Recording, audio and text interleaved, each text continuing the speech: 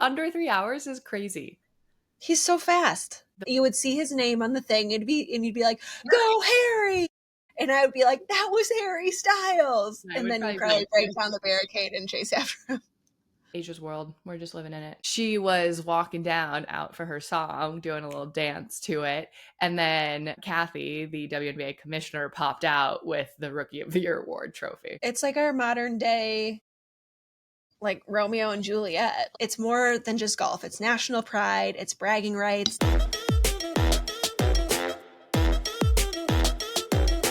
You're listening to She's the Fan, the sports podcast for the girls who want in on the conversation. Brought to you by your sports BFF. I'm Heather, breaking down the games so you actually feel confident talking about sports. And I'm Abby, making sure you catch all the fun, messy, and must-know moments. If you're enjoying this podcast, do us a huge favor and hit that subscribe button wherever you're listening, and maybe even share this with a friend.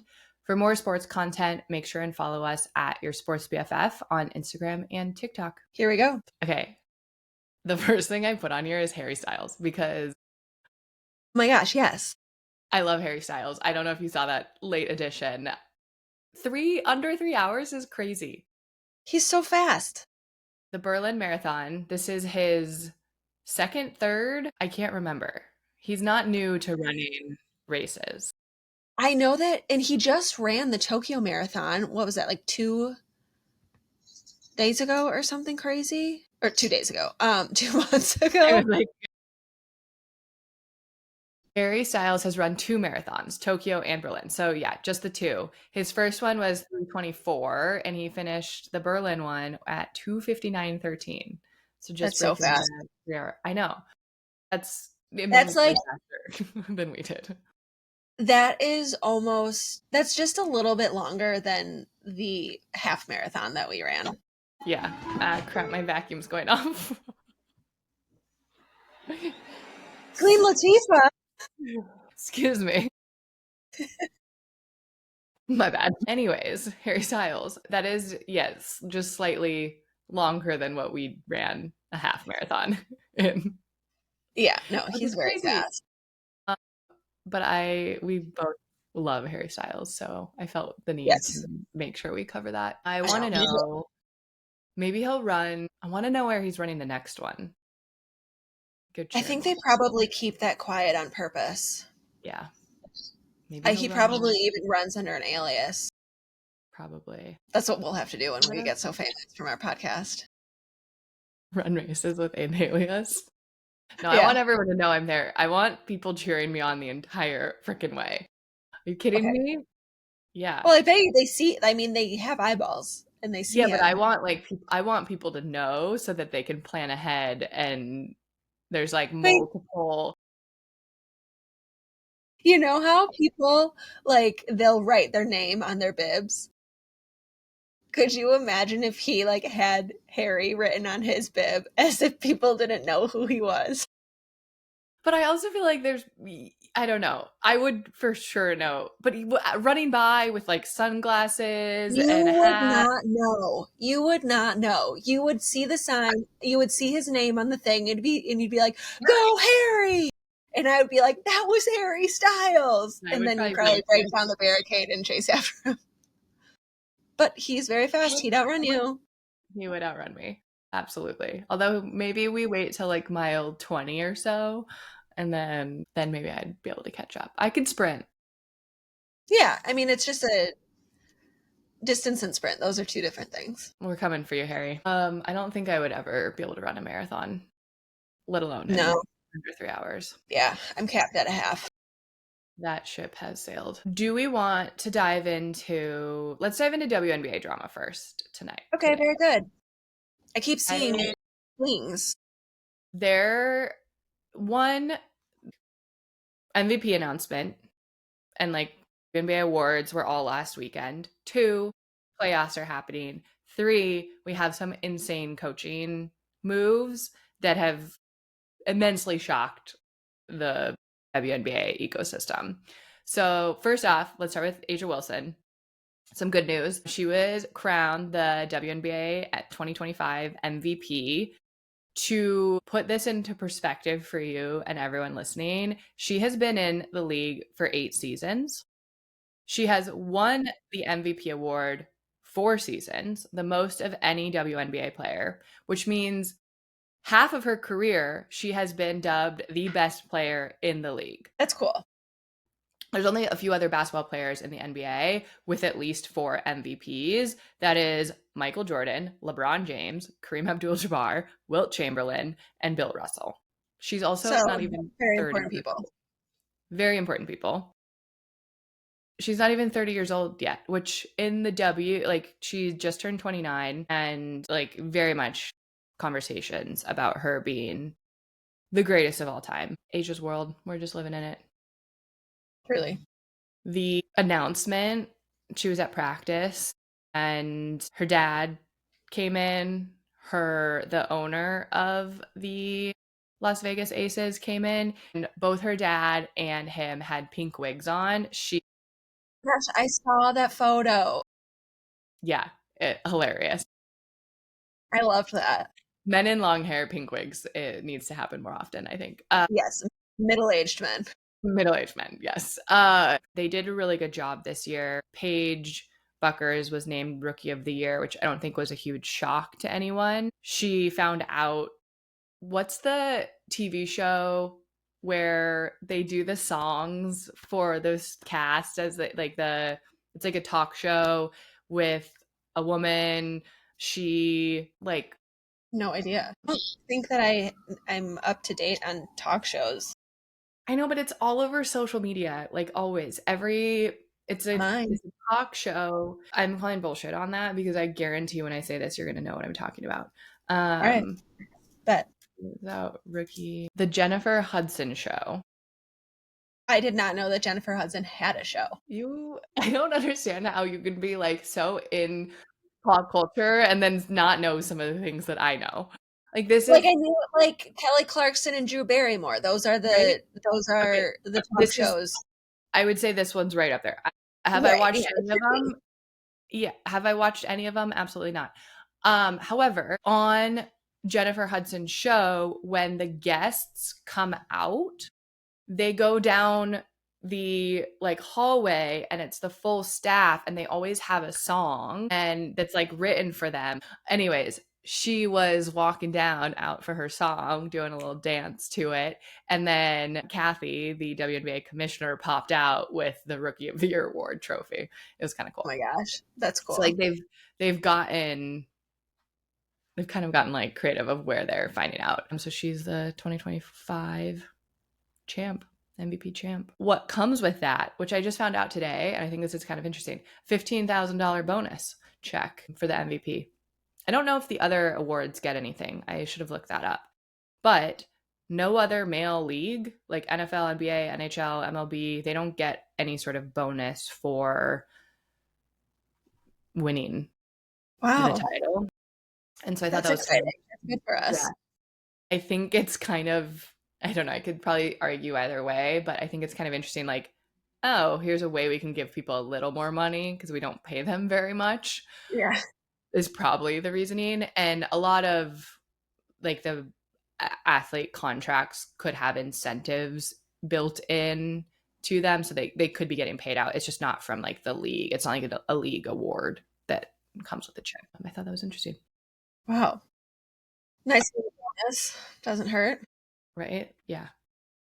The semifinals. So she found out she won the MVP award and then played the Fever in the first game of the semifinals. So we're on to the semifinals, 2 games in both series. It's Las Vegas Aces versus Indiana Fever, and then Minnesota Lynx versus the Mercury. And they ended up, the Las Vegas Aces with A'ja Wilson played terrible, and the why do I keep mixing up the cities? The Fever ended up upsetting them pretty big in the first game, but the Las Vegas Aces won last night. So tied 1-1. And then same thing on the other side. The Lynx dominated the first series game. And last night, the Mercury came back, 20-point comeback to win and push the series to a 1-1. Yeah, semifinals should be pretty good. And what is this? I feel like I keep seeing this like coach drama. Yes. Okay. So Okay. at the end of the season, in any sports league, it's pretty common for coaches to be shuffled around. You know, if you don't have a winning season, it's an easy change to make to hopefully improve things. Well, yesterday, the New York Liberty dropped a bomb that they had parted ways with Sandy Brunello, their head coach, who was cut after their first round playoff exit. So they made the playoffs. Remember, like 8 of the 13 teams make the playoffs. Pretty much, she took the team to their first championship the previous year, and not winning a second title is not cutting it, apparently. But the team itself, it seems really harsh. The team itself was riddled with injuries all season. And so it was a rough season. She had spent 4 seasons with the Liberty. She led them to their first championship in 2024. She won the Commissioner's Cup with them in 2023, which is the mid-season tournament that they play. She's the winningest coach in franchise history. Like, it really doesn't add up. But I mean, who, like, could there We'll be never another know. reason? Was it? Yeah, we'll never know what's the real reason. I know. So the other kind of other end of this is both Dallas and Chicago have reportedly said that they're keeping both of their coaches. These two teams were last in the league record wise, had pretty bad seasons all around, especially with some notable young players, Paige Buckers on Dallas and Angel Reese on Chicago. Angel was out with some injuries. However, there's like, it comes down to each team and like what they want to do. It's just really interesting contrast of like this coach, who's a really great coach, has proven that her coaching style has won championships and won tournaments and is winning games, is cut. And then these other two guys are terrible seasons and are still in it. Granted, both the Dallas head coach and the Chicago head coach are first year coaches. Dallas head coach Chris Kuklan I don't know how to say his last name. He is probably the one that the fans are calling and like want him gone the most. He was brought in at the beginning of the year by the Wings GM Kurt Miller.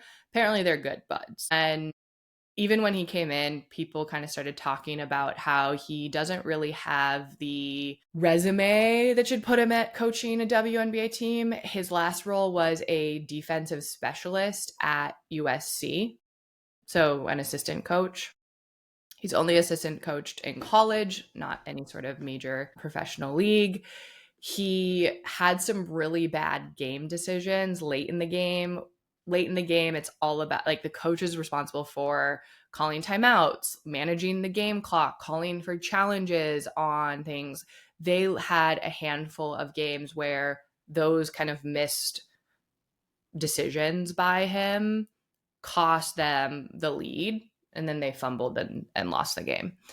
Yeah. And there's also been some talk of him having issues with the players and the players not really liking him and this and that.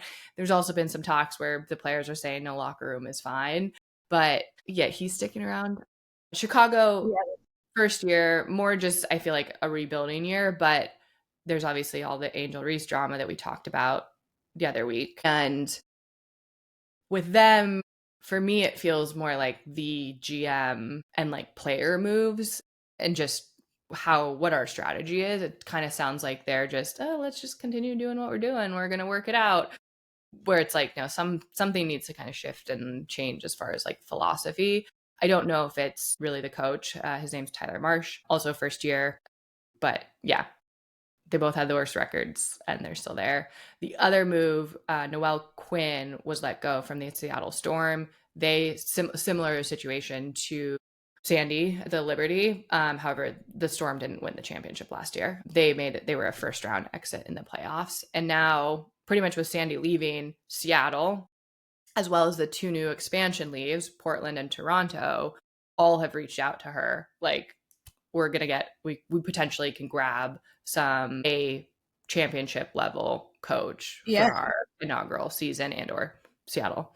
So yeah, those teams if they did. Yeah, those teams are happy. There is also a lot of talk as far as like why the Liberty did this and maybe who they're looking to bring in. I've heard a lot of fan theories. I don't think there's any like caliber to this, but Gino, the head coach at, here we go, brain, he coaches at UConn. Like Gino. he's been coaching at UConn since forever. He coached Sue Bird. He coached Diana Taurasi. He coached Paige Wow, Bueckers. okay. He's very, very good at what he does. I think it would be a hard sell to pull him out of that coaching job. I think he will die coaching that team. Like, I think he will retire pretty much. Like, I would be shocked if he made a move to the W. There's also Dawn Stanley, another college coach who has played in the W, and she would be a really good one. And then the reports that I've heard is that they're trying to pull someone from the NBA to coach. Oh. And I think that's a really interesting strategy. I could see it going either way, because the women's basketball game is vastly different than the men's basketball game. And like coaching women versus coaching men is also very different. So I don't know if that's a good move or not. Interesting. I know. Do we know when these things will be decided on, or is it just we get to wait? You get to wait. We're not even through the end of the season. So it won't be till like true off season. The other kind of exciting thing for me as like a sports business person, the W dropped their kind of 2025 fan base recap. And I feel like this is going to shock some people, but their fan base is 57% male, 43% female. And their fastest growing audience is boys under the age of 18. They've had a 130% increase over the last 4 years. Interesting. Truly, everyone watches women's sports. We love to see it. Football? Football or baseball? Football. Okay. Football. Did you see the college drama that's happening right now? I did. Tell me about it. Okay. Landry Kiffin is Lane Kiffin's daughter. Lane Kiffin is the head coach of Ole Miss. Ole Miss and LSU are rivals, and they are scheduled to play this Saturday. Landry, the daughter, posted a photo on Instagram of her sitting in the lap of her now boyfriend, Whit. It was a hard launch. Hard launch. Whit Weeks is a junior linebacker for LSU. Again, Ole Miss's rival team, who they're playing Saturday. Just in time. And did you see Lane Kiffin's response? I don't think I did. Oh, he commented, "Take the over." I know betting lines are hard for you. We'll get to that another day. Take the over means like there's a estimated number of points total that the game is projected at. If you take the under, you think it's going to be a lower scoring game. If you take the over, you think it's going to be a higher scoring game. So they think this is just going to be a like hammer the ball into the end zone for both teams. So yeah. Wow. And despite the relationship, Lane, who knows? We haven't heard from Landry on this, but despite the relationship, Lane has reportedly stated that she will be rooting for Ole Miss. So she goes to Ole Miss too. She's a student at Ole Miss. But yeah, that is, I feel like, the football hot gossip of the week that everyone is talking about, and kind of broke the internet, caught the attention of everyone, even if you're not a college football fan. Well, it's like our modern day, like Romeo and Juliet. Like they're crosstown rivals. They fall in love. Let's hope it ends differently. The photo is really cute.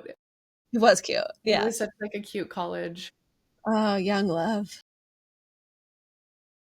Such a hard launch. I like college football. I love watching college football, but I find it so overwhelming to watch because there's so many teams. Went to a small D3 school, so I don't have like ties to anyone. And I definitely will be trying to watch this game wherever we're at. College football is such a different beast because there's just so much local support, like hyper local support for all those teams. And so I don't know, it's a very different ball game. Yeah. And I think what's different two is the rivalries. Like you don't have, I guess you have that in the NFL, like or like in the pros, like you have the Lakers versus the Celtics, but these days it's not really as big of a rivalry as it used to be Yeah, because these are like college football is like legacy yeah, rivalries that are deep rooted, and those games are, it doesn't matter how good of a team or how bad of a team, those games are usually insane and like yeah. overly competitive. Like, yeah. So Have you seen all the fans in the college football stadiums when they'll do color wash the fans, so like they ask all the fans in this section to wear red. Like I saw Ohio State's, and like they did in one of the end zones, they did the helmet stripes, cool. which they were able to pull off the helmet stripes, but then the sides, what is that called? The sides, they were supposed to be a gray out, I think, and people didn't wear gray. So like the helmet stripes, those worked out, but whatever the color was on the sides, people weren't so good at it. But it's still a cool thing that they do and they coordinate, and Yeah. so They do that in pro sports, but it's like, here's a t-shirt we're going to give you for the game. And so it's a little different. Like you don't have to actually coordinate as much, but it does always look cool. Have you seen, I think this is a high school clip, and it's the student section and the cheerleaders are on the ground and the student section like moves and they like do a skit to whatever the band is playing. And it's like oh a big fish eats like a small fish, I think, and it's bodies and they're all moving and the way they like do their hands and stuff. And then they like slide over to open a gap. Oh my gosh, I'll have to show you this. It's talk about coordination and like yeah. planning. My high school could never. We were taking We were all children. drunk in the stands. Yeah. Oops. Hi, Dad. I think they knew. Anyways, that's the college football drama. We don't talk college football a ton. The other drama, UNC is not playing well. I think we talked about this on Sunday. Did I was talking with someone about it. Maybe it was at, I don't know. Anyways, Bill Belichick is not coaching well. The team is not playing well. Surprised. Surprise, surprise. Everyone under the sun is speculating nowadays whether or not it was Tom or it was Bill. Because Tom went on to win a Super Bowl on his own, and Bill has yet to win anything. Yikes. So there's that drama. What do you think? What's your take? I don't think he's a bad coach, but I think that Tom Brady is one of the best to ever play, unfortunately. I feel like I never liked the Patriots. They annoyed me. It was kind of like the Chiefs. Like they're not my team that has the dynasty, so they're easy to hate. Nowadays I could care less about the Patriots. I don't think Bill Belichick was a bad coach, but I don't think he should get the credit that he probably had. I think most of that is on Tom and the team and whatnot. We'll see how long he sticks around. I can't imagine working at UNC and dealing with the publicity, Jordan, everything that has come. Like, I think I would be like, you have a pretty short leash to turn this thing around. I don't know. It is, I think it has given them some recruiting power for a school that's notoriously basketball focused. Yeah. It'll be interesting to see how it continues to play out. Yeah. Otherwise, I feel like Jordan's been pretty quiet these days. She was supposed to be on Dancing with the Stars, which She was. yeah. God. Okay, so there's another sports gossip show. If you're not a fan of the sports gossip show, these two gals, like similar to what we do, I think we talk about the game a lot more. They blew up because of their coverage of Jordan Hudson. They went to the Miss Maine pageant show. Yeah. Yeah, we're in like reporting live. Incredible. Eventually, they were able to get in touch with her and they wanted to have her on the podcast to like tell her story and do the thing. And you could go back and watch all of this, but moral of the story, she was supposed to come on, and then bailed last minute. and kind of like in similar events. She was supposed to be on Dancing with the Stars and then bailed last minute. And there's been so many of these, I think a few other instances of that happening where it's like people want like give the people your narrative. Yeah. What the public is doing is not helping you. So go Right. on and give your story. I don't know. Don't stop being the coach's 20-year-old girlfriend. Yeah. Yeah, she should. I know. That's interesting. So, but Dancing with the Stars, I don't watch it, but I love seeing the TikTok recaps. And week 2 just happened last night. Robert Irwin. I have been following Robert Irwin for far too long that I probably don't need to admit. I think he's so cute. He's so fun and has like just came out hot, like lip syncing as he's dancing and like doing the whatever. I heard that he was the best one. I have my coworker, she is a huge fan of Dancing with the Stars. Yeah. Like she votes every week and everything. We might need to bring and I know, and she would love to give a recap because she gave me a recap and said that he was hands down the best. I don't know if he did the best week 2. Whitney and Jen Affleck from Secret Lives of Mormon Wives are on there. Found that out today. Whitney killed it. I was like watching, like, how do I know this girl? Where do I know this person from?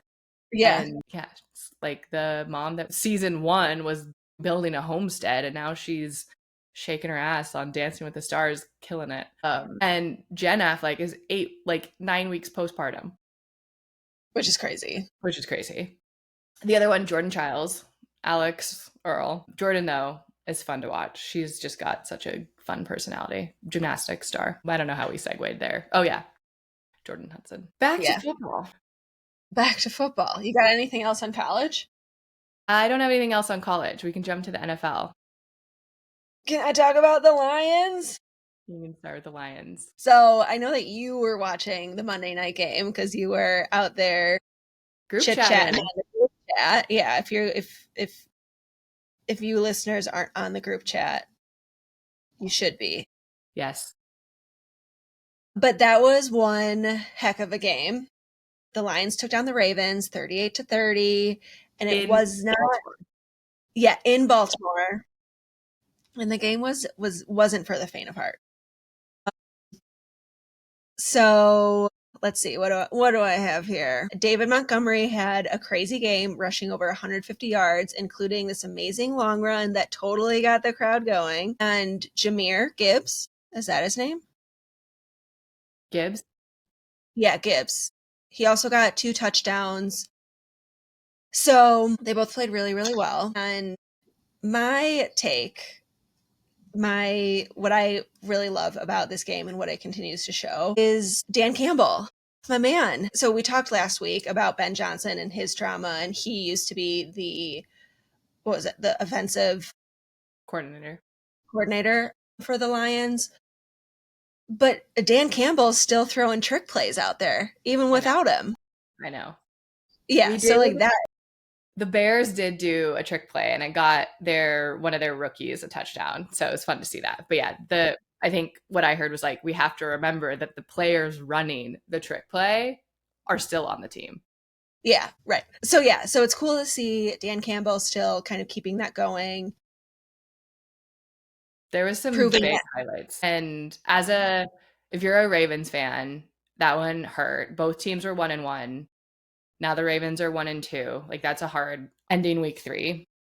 The game was predicted to be a high-scoring game and delivered. I think it landed over betting line. Just across the board, it essentially went drive for drive touchdowns. Like, and like the defenses weren't playing poorly in any capacity. It was just both teams are such offensive powers. The thing that I liked the most about the Lions on the field was they had 2, if not more, really long drives. And so when I say that, I mean, like, they started at their own 2-yard line and had 98 yards to go. And it wasn't where the Ravens came out and had like 3 plays into the end zone. Goff and the offensive team marched their way down and had, I think, like 13 drives to get there, which is hard to do. Like, that's not, there's a lot that gives you a lot of opportunity for errors or the defense to do something, yada, yada, yada. But that, I think, is, especially with your offensive coordinator having left, being able to kind of prove that, like, we can maintain the ball and continue to just play good, smart football was, I think, really impressive. Yeah. There were a lot of really good games this past weekend. I covered most on the recap on Monday, so we don't need to dig into everything. There's so many injuries that keep happening, and you have like QB2s playing in so many different teams. I don't like, the injury rate is just so much more frequent these days than it ever used to be. I know the level of play is drastically different, the level of training, but I got to figure out how to not get these guys hurt, because it's just like left and right. There's no way to, like, it often feels like the teams that have a chance at playoffs are the teams that can stay somewhat healthy or keep their like major players healthy. Right. Like the Niners, for example, quarterback's out. We have one of our best tight end out, George Kittle. We just lost Nick Bosa, one of our best defenders, to an ACL tear. Like, the list goes on. Last year, we didn't have Christian McCaffrey, who is one of the best running backs in the league all season because of Achilles tendonitis. Like, there's just like, if the 49ers would be pretty dang good. Granted, we are 3-0 right now, and I don't understand how that is happening. I think we've had the luxury of having an easier start to the season, I think, team-wise. But with a full, healthy team, it's like we would be, like, the pieces are there, but we're just not getting the opportunity to use it. And I think that a lot of teams feel that way. The one positive coming from injuries is these guys are getting the opportunity to play. And last year, we saw Jordan Mason for the 49ers, when Christian McCaffrey was out, have an incredible, almost like coming out season of like, hey, I can do this. Because there's salary caps, the 49ers had to let him go. The Vikings were able to pick him up, and he's now got a great role and is doing really well for them. The like quarterback Mac Jones, we're just going to use San Francisco right now as an example. Like, he's playing pretty well. He's had some misses. He looks young, but he's led the team to 2 wins with Brock Purdy out. And so it's kind of a good way for these players to take advantage of the injury and say, hey, I'm a NFL caliber quarterback. As teams go into the offseason, he could potentially get picked up as a starting quarterback for, if teams are moving and shifting things around or, whatnot. So I don't know if he is a starting caliber, but he's led us to 2 wins. Take it. That's something. 6 teams left that are 3-0. I will say, like, this is the last couple years in the NFL, it's been pretty clear who some of the major players are, I think, out of the gate. And this season feels different in the sense that I think you could argue a lot of different directions for who's going to be in the Super Bowl and like going to be able to make it. I think injuries are going to be a big piece of that, but the Packers, the Lions, 49ers, if they keep winning, the schedule looks doable. Seahawks are playing really well. The Chargers are playing well. The Ravens are not bad. The Chiefs are not bad, but they haven't been able to win. The Bills are an easy one.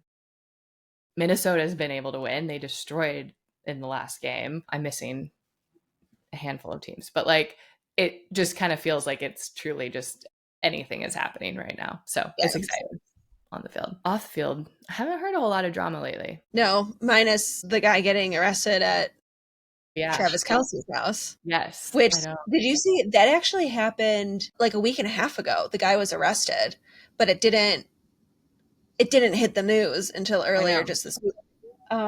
This goes back to the Blake and Justin Baldoni drama. Yeah. So the guy who was arrested, his name is Justin Lee Fisher.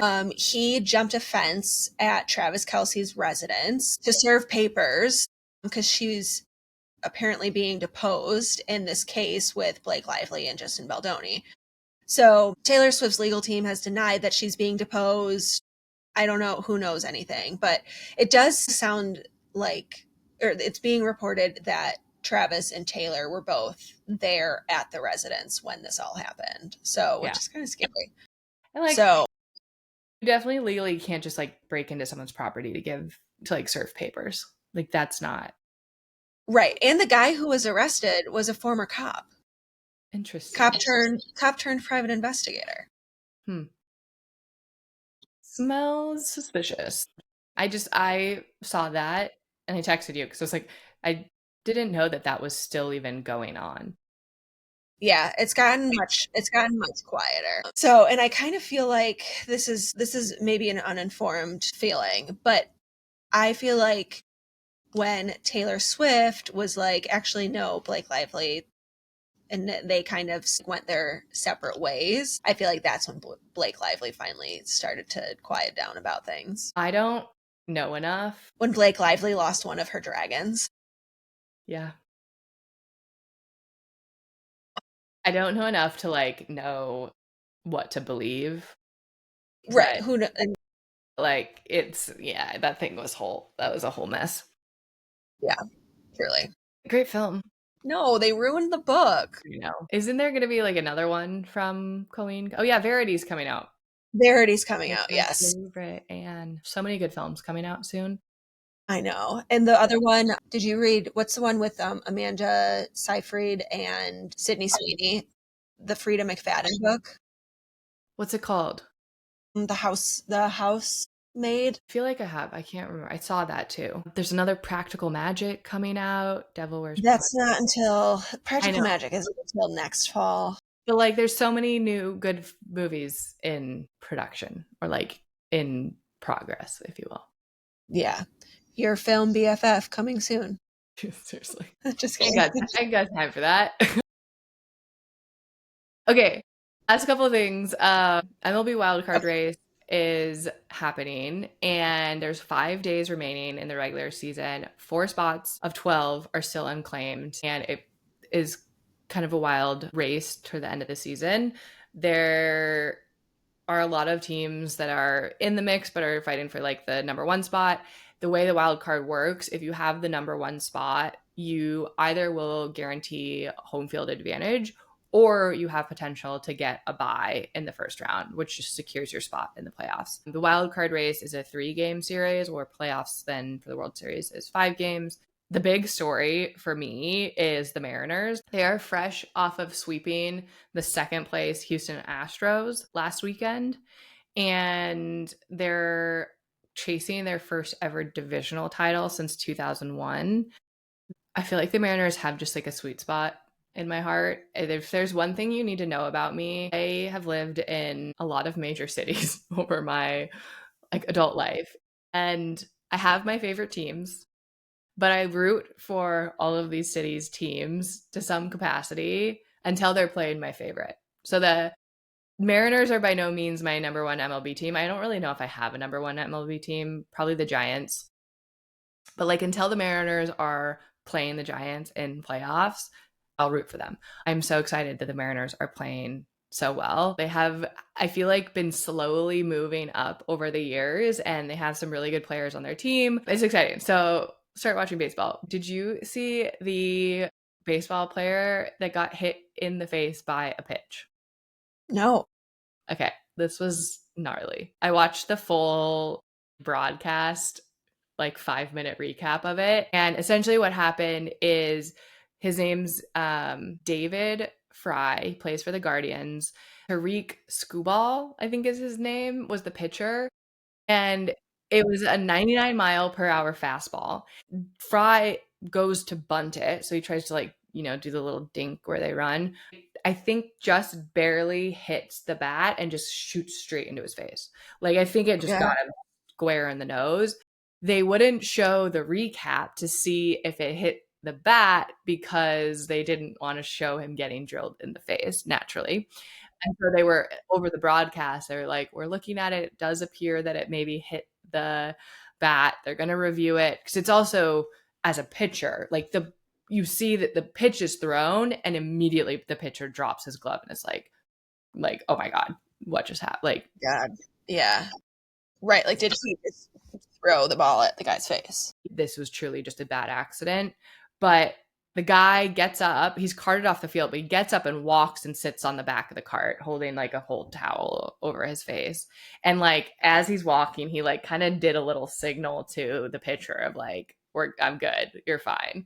Yeah. It almost looked like a little dance move, like kind of joking thing, but it was not good. Yikes. That's even my like being in the stands at a baseball game. Thought it was ironic, funny, because I was watching a clip of the Stud Buds, the two Minnesota Lynx players, at a Minnesota baseball game and their commentary. And Courtney Williams essentially was like, I wouldn't want to go up to bat and have that ball thrown at me. And then I'm pretty sure like I swiped and immediately saw this happen. It's like, oh, yeah, me neither. Absolutely not. Crazy. Yikes. Last thing before we run out of time, Ryder Cup is happening this weekend. The Ryder Cup is happening. Oh, I would be so happy to give you a recap. Or not a recap, but like a deep dive. I'll be the golf drama. So yeah, the Ryder Cup is happening this week. And if you're not super deep into golf, it's one of the more exciting golf tournaments out there. It's Team USA versus Team Europe. And so it's more than just golf. It's national pride. It's bragging rights. There's no prize money. Did you know that? So it's really, so I know the US players are being paid to play, but there's no prize money, which that is controversial. But yeah. So this year's extra special because it's being held in New York at Bethpage Black, which is famous for being a brutal, very challenging course. And the home crowd's just going to be next level. So thousands of fans packed in, decked out, supporting Team USA. And it's not like the noise is nonstop at this tournament, heckling the European players. So it's a very different vibe than your normal golf tournament. Yeah, vastly different. I think they're concerned about the heckling and stuff because it's been bad in the past. So it's every 2 years and it's kind of like common for the teams to win on their own soil. And Rory McIlroy made some statements months ago about coming in hot, winning on US turf. And there's some kind of drama between the players. So there's the PGA Tour and then there's live golf, and there's controversy between the players of whether live golf should exist and this and that. And like that's created a lot of tension. It's match play golf. So it's completely different than normal golf. It's not just like lowest score after 4 days wins. There's 3 different types of match plays. There's the alternate shot. So you team up and you play the 18 holes, but you alternate ball. One person goes, the next person goes, the next person goes. So you're essentially alternating with your team. At the end of each hole, it's match play. So you get a point if you won that hole. If you tie the hole, you both get a half a point. So it's a completely different scoring system. And then there's the better ball where both players play their own ball, but the lowest score counts for their team. And then there's the single matches. So then Sunday is the single matches. And it ultimately comes down to the first team to hit 14.5 points. 3 days. Of all 3 days. If it's 14-14 at the end of the day on Sunday, the defending champ keeps the cup. So it's a very unique style of golf, like a golf tournament. Team, obviously the rivalries between like individual players and like, you know, disliking live versus PGA, things like that. So it's going to be fun. And then the fact that it's in New York, where it's at, it's going to be rowdy. There's a lot happening this weekend. NFL week 4 kicks off tomorrow. WNBA playoffs, NHL hockey preseason kicked off. NBA preseason kicks off, I think, in a week and a half or so. So things are happening. Rugby World Cup, Women's Rugby World Cup is this weekend. There's definitely a lot to watch. Yeah, busy time. That's it. See you next Thursday. See you next Thursday.